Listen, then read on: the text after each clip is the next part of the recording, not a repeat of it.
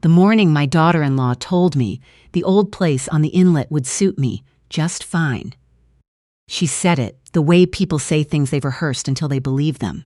She was standing in the kitchen of the house my wife and I had helped finance 15 years earlier, holding her coffee like a prop, and my son was sitting across the table from me, studying the wood grain with extraordinary attention. "The cabin hasn't had any real work done on it since the 90s, she said, "but honestly, neither have you, so I think you'll get along just fine." That was the sentence. That was all it was. My son said her name once quietly. She tilted her head toward him the way you do when you want someone to know you're being reasonable. "I'm just being honest. It's a practical matter." I didn't say anything. I've learned, at 68, that silence is sometimes the only response that costs the other person anything. What had happened was this. My wife Mina had died 18 months earlier, in February on a Tuesday, in a way that was quiet and long, and nothing like the movies make it look. After the funeral, I moved into my son's house in Clayton Park, because the silence of our old place in Halifax had become a physical thing. Something you walked into and had to push through to get to the kitchen. The arrangement was never formally discussed. It simply happened, the way things do in the weeks after you lose someone. I slept in the guest room and took my meals with them and tried to be unobtrusive, which is a dignified way of saying I tried to make myself small. The will was read in October. Mina's estate was straightforward on the surface of it. The Halifax house, which she and I had helped finance as a wedding gift when our son and Veronique married, she left him full title to. Her registered savings she split between us, with a portion set aside in trust, and the old property in Scotts Bay, the cabin, the dock, the 180 acres running back from the inlet, she left to me entirely and without condition. Veronique had been still throughout the reading. When the lawyer finished, she said, very carefully, "So the land and the cabin go to him, not jointly." "That's correct," the lawyer said. She nodded in that way she had, where you could almost see her rearranging things in her head. That evening at dinner, she told me about the baby, 12 weeks along. They'd been waiting, she said, until after the will was settled before telling anyone. I congratulated them and meant it about the child. When she suggested, gently, as though the thought had just arrived, that with a nursery coming they'd need the guest room back, I understood the shape of things and told her I'd leave for the cabin in a few days, she said. That sounded wise, she said. The property would give me something to focus on. She said men at my stage of life do better with a project. I didn't argue. 4 years of dinners with Veronique had taught me that arguing produced nothing except a longer version of the same conversation. I left on a Friday morning in October with 2 bags, a cardboard box of books, and a thermos of coffee that had gone lukewarm somewhere past Windsor. Veronique stood on the front step as I loaded the car and said, "Drive carefully through the valley. Those roads get slippery this time of year." She said it with genuine warmth. That was the part that stung most. Not the cruelty, but the ease with which she moved in and out of it. I hadn't been to Scotts Bay in nearly 3 years. Mina had managed the property mostly. She'd grown up in the valley, knew those roads the way you only know a place you've run away from and come back to. We'd gone together in the summers when our son was old enough to be left for a weekend. And Mina would walk the shoreline in the mornings before I was awake, and come back smelling of salt and cold air and something that made her look like a version of herself I didn't always get to see. What I was braced for when I turned off the highway onto the gravel road was disrepair, a porch giving way, windows clouded with grime. The particular defeat of a building nobody has loved in a while. What I found was a cabin that had been cared for. The porch boards were new, the lumber still pale, not yet grayed by weather. The woodpile on the south side was properly stacked and covered with a good tarp, enough wood to carry someone well into December. The path from the road had been cleared of branches. I sat in the car for a long moment just looking at it, not understanding it before I got out. Inside was the same. Not renovated, not modernized in any way, but kept. The floors swept clean, the cast iron stove cold but clear of ash, the windows unfogged and letting in the late afternoon light in long pale bars. On the kitchen table, someone had left a quart jar of honey and a folded note. The handwriting was unfamiliar, careful, leftward slanting. The note said, "Mr. Macaulay, your wife asked me to look in on the place. I'm at the end of the second lane, past the stand of birch. Name is Fergus. Come by when you're settled. The wood stove draws well, but give the damper 2 full turns before you light it." I read it 3 times. Then I filled the kettle at the tap and sat down at the kitchen table in the particular quiet of a place where someone has been expecting you. Fergus turned out to be 73, a retired marine biologist from Dalhousie who'd moved to Scott's Bay when his last contract ended and never found a reason to leave. He came by the next morning with a loaf of brown bread still warm from the oven, and we stood on the porch with our coffee while the tide went out and left the mud flats gleaming below the dock, and he told me what I hadn't known. He'd known Mina well. They'd walked the shoreline together in the mornings whenever she was up, and she'd told him things. He said this carefully, watching the water, that she'd apparently decided not to tell me. He delivered this without apology, which I respected. She found out about the tidal corridor project 4 years before she passed, he said. She had a contact at Provincial Natural Resources. The information came sideways, at a dinner party, and she spent the next year understanding what it meant. He paused. "Your land, Mr. Macaulay, specifically the point where the creek meets the inlet. It's the final link in a tidal energy corridor the province has been developing for nearly a decade. Without this parcel, the whole project stalls. They've been in negotiations with every other landowner on this stretch of coast for 3 years. How much?" I asked. He held his mug in both hands and looked at the water. The provincial offer, last time Mina checked, was $11 million for an easement agreement. Full purchase, she thought she could push to 14. She'd been working with a Halifax lawyer, a woman named Suzanne Thibodeau, to get everything documented and protected. The number sat between us, on that porch for a moment, doing what large numbers do when you say them out loud in the morning air. "She didn't tell me," I said.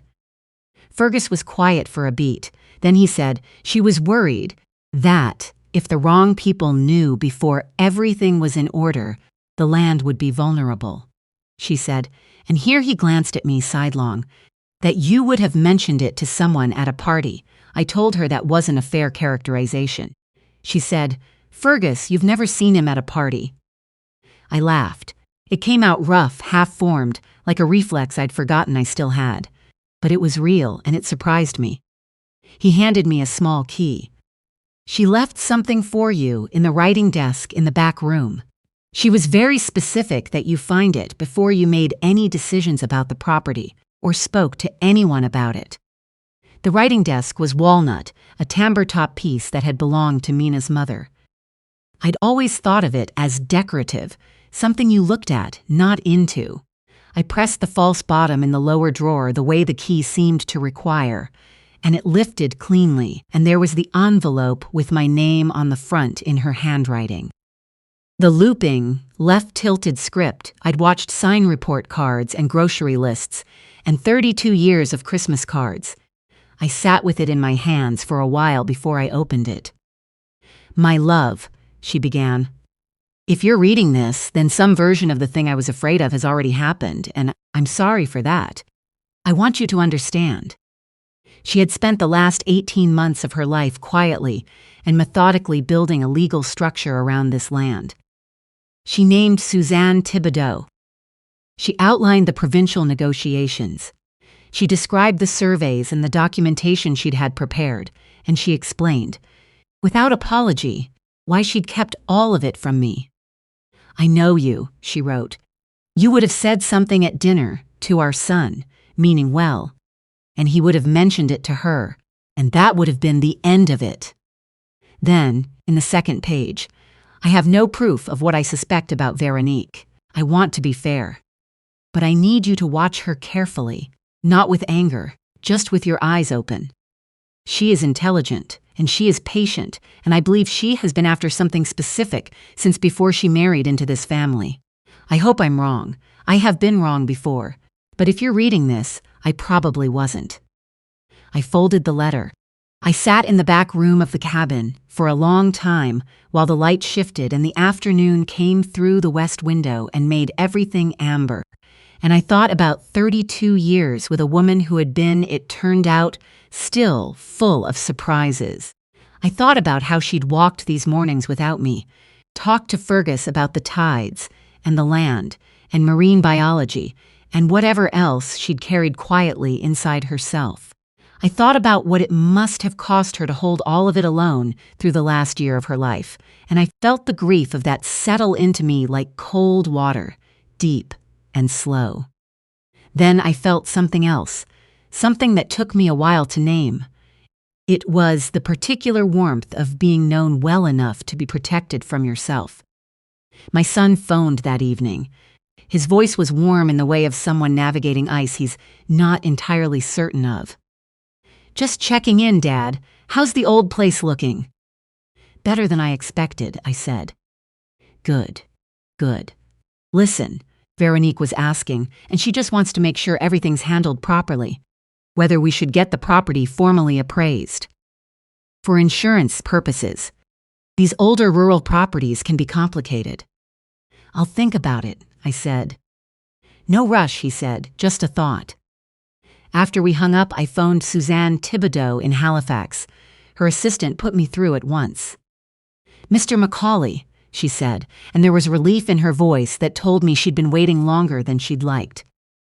"I'm very glad you called." We met the following week.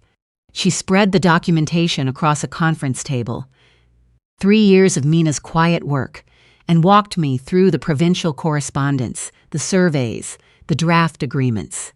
The current provincial offer was $14.3 million for full purchase of the land and water access rights, and they were prepared to move to closing within 60 days. "Your wife was extraordinarily thorough," Suzanne said. "She was," I agreed. I spent 3 more weeks at the cabin before I invited my son and his wife to dinner. I used the word reconciliation when I called. Veronique accepted so quickly, it would have been obvious to anyone paying attention. They arrived on a Saturday evening in November. She wore a cream blouse too thin for the weather and walked through the cabin with the focused attention of someone taking quiet inventory, pausing at the windows to look at the inlet, running one finger along the writing desk without stopping, noting the storage room. My son followed at a short distance, the way you follow someone when you already know their assessment will govern yours. "With the right investment, this could be genuinely charming," she said, moving back to the kitchen. "You'd never recoup the renovation cost, but that's not the point, is it? It's about having somewhere for the family, somewhere to bring the grandchildren, eventually." She set her hand on my son's arm. "That matters more than the numbers." "Exactly," I said. I served dinner. I let the conversation go where she steered it. The nursery they were planning, the spring, their ideas for the property over time. My son ate steadily and agreed with things already said. Twice he looked at me across the table, with something behind his eyes that might have been the beginning of an apology. But he never quite arrived. After the plates were cleared, I set Mina's letter and Suzanne's summary document on the table. "Your mother left this," I said to my son. He read it without speaking. When he reached the figure, his breath changed. Veronique had stopped pretending to tidy the counter and came to stand behind him, and I watched her face as she read over his shoulder the way I had watched students' faces for 35 years. Reading what the mouth wasn't saying, I saw the precise moment she reached the number. 14 million, she said, very quietly. "Full purchase," I said. "Land and water access. Provincial government. The offer has been on the table for some time." She straightened up and placed her hands on my son's shoulders. And when she spoke again, her voice had rearranged itself into something measured and reasonable and kind. This is significant. We need to think carefully. As a family, you shouldn't navigate something of this magnitude alone. At your age, the complexity of it. I have a lawyer, I said. Of course, but family should be involved. That's what family is for. I thanked them for coming. I said my son and I would talk soon. I said nothing further to Veronique. She smiled as she left, and I stood in Mina's kitchen until I heard their car take the turn toward the highway. Then I phoned Suzanne and told her to move quickly. RCMP Corporal Pelletier arrived on a Tuesday morning with 2 colleagues. I made coffee and we sat at the kitchen table. The private equity firm Veronique worked for had been systematically acquiring properties along the tidal energy corridor for 4 years. Their method was straightforward and illegal at several points. Use contacts in planning offices to identify which landowners sat in the project's path. Arrange fraudulent property assessments to depress valuations. Approach those owners with lowball offers. Then sell the acquired rights to the province at full market value. At least 7 families in the valley had sold for a fraction of what their land was actually worth. The investigation had been running for 8 months. My property was the last piece they needed. Corporal Pelletier said, choosing his words with professional care, that Veronique had flagged this land to her firm before she met my son. How exactly she'd identified him, through professional networks, through the firm's research into valley landowners and their families. He explained in neutral language, the way you do when information is also an accusation. My son was in the cabin by then. I'd phoned him that morning and told him to come, that there were people here he needed to speak with. When he heard the part about Veronique identifying the property before she'd ever met him, he sat very still for a long moment and then put his face in his hands and did not take it out again for some time. He cooperated with everything the RCMP asked of him over the weeks that followed. His testimony was material to several of the more serious charges. Veronique was arrested in Halifax. The firm's accounts were frozen. Several of the families who had sold their land well below value would see some restitution. Not everything, but something. My son lost his job. The brokerage he'd been with had partners who had known Veronique before he had, and the association became uncomfortable for everyone involved. He moved into a 1-bedroom apartment near the North End and phoned me on Sundays, and sometimes I phoned him back the same day. He drove out to Scotts Bay on his own in early December. He sat across from me at the kitchen table and said, I didn't know. I believe you, I said. I believe you didn't know the specifics, but I think you made it easier for yourself not to look too carefully at what was in front of you. He took that. He didn't argue with it, which told me more than the words would have. She chose you deliberately, I said. She was very good at choosing. That is not something you caused. I paused. But what you do with your life from here, that belongs entirely to you. He asked what I planned to do with the land. I told him I wasn't selling. Suzanne and I had been working toward a stewardship agreement.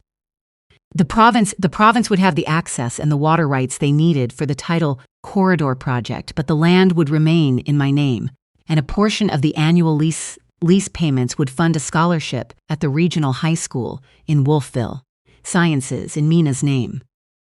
Fergus had told me something that week I hadn't known, that Mina had told him once, on one of those shoreline mornings, that she'd wanted to study marine biology before life and practicality, and eventually our son arranged things otherwise. She'd never mentioned it to me. Not once. There were still, after 32 years, things she'd kept quietly to herself. She was remarkable, my son said. She was, I said. We sat in her cabin and listened to the tide come in, and for the first time, in a long time, the silence between us felt like something other than avoidance. Spring came slowly to the Bay of Fundy that year, the heritage apple trees on the south slope. Gravensteins, Fergus said, planted by whoever had the land 3 owners before Mina's family bought it. Came into bloom in May, white and winspuspet, moving in the offshore breeze. I'd put a proper chair on the porch, with a wide arm for a coffee mug, and on the first genuinely warm weekend my son drove out and sat in it, while I stood at the railing, watching the tide. "I keep thinking about what I should have seen," he said. "You'll think that for a while," I said. "And then, if you're sensible, you'll stop thinking about it and start thinking about what comes next."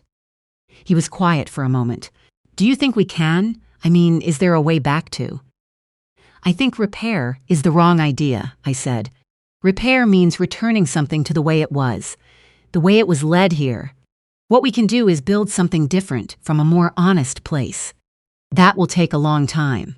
It will depend on what you do, not what you say you'll do, and I'm not going to make promises about where it ends." He nodded. He was beginning, I thought, to understand the difference between being sorry and being trustworthy, that one is something you announce, and the other is something you demonstrate quietly, over time. It was a late lesson, but it was real. The scholarship announcement had gone out that week. The first Mina Macaulay Award for Scientific Curiosity, awarded to a 17-year-old from Wolfville who wanted to study oceanography at Dalhousie. In her application, she'd written that she loved the Bay of Fundy because it changed twice every day and was never exactly the same twice. And she wanted to understand how something could be that constant and that various at once. Mina would have liked that very much. The tide came in below us, filling the inlet until the mud flats vanished, and the whole bay looked like open sea. There are people in your life who hold things for you without telling you, who quietly build walls around what matters while you're looking the other direction, who trust that you'll be ready when the time comes. I had been married to one of those people for 32 years and had not always understood what I had. I understood it now, on this porch, with the apple trees in bloom, and the water rising and my son beside me in the chair she would have used, and the ring of mountains across the bay the same color they'd been every spring of her life. It was enough. Against the logic of everything that had happened in the past year, it was more than enough.